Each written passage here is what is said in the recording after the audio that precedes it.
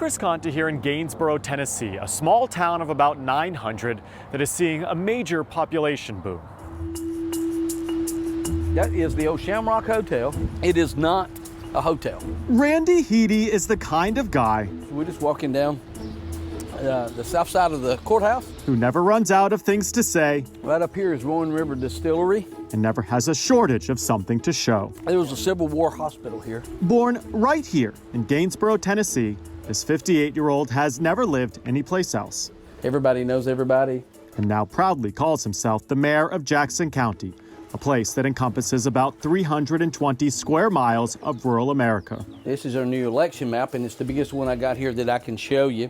About 11,000 people live here. We are in the dead center of the county. In the county seat of Gainesboro, that number is far fewer. The latest census numbers put the town's population at 926. Well, our population declined for 20 years. Year after year, it would be less and less. But whether it's something in the water or something in the moonshine Chad Hunt is producing, This is old-fashioned, all-copper groundhog steel. this tiny corner of the country is changing.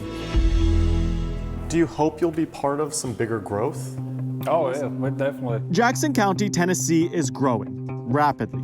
Revenue from sales and occupancy taxes doubled in the last year. Our sales tax, okay, for instance, since 2019 is up to 150%. For the first time in decades, the county's population is no longer declining. You have a lot of new people that's moved into the area.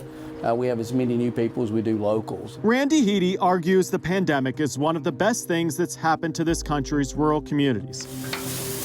To just see that hard work and dedication in a little town like this can really come to life if the effort's put in. Casey Kessler and her husband are the owners of one of the town's newest restaurants.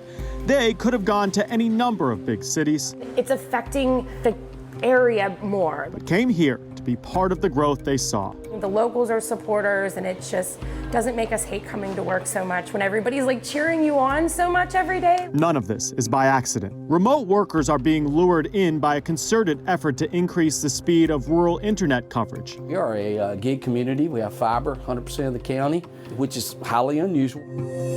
Sky-high home prices and inflation are also driving more Americans to counties like this one, that at the end of the day offer a slower way of life and are flat out more affordable. Since the pandemic started, people wanted to get out of that, tight-knit place and be in more open air space. It depends on what makes these communities attractive. That's Stephen Deller. He studies rural economies and says in the last 2 years, many smaller cities and towns have moved away from the traditional methods of marketing to outsiders. Rather than focusing on promoting businesses, almost exclusively focus on promoting businesses, they're looking at trying to make their communities a better place to live, to attract people. Back in Gainesboro, they've had 2 new businesses open in just the last 2 weeks. Bringing a town back to life is never going to be any one business success. There are still plenty of storefronts empty here and considerable room to do more. We're trying to market bedroom community atmosphere here. But this small corner of rural America, once considered down and out, is slowly fighting its way back into the game. In Jackson County, Tennessee, I'm Chris Conte. The culture wars, some say, are distracting from critical education issues. Next on The Race.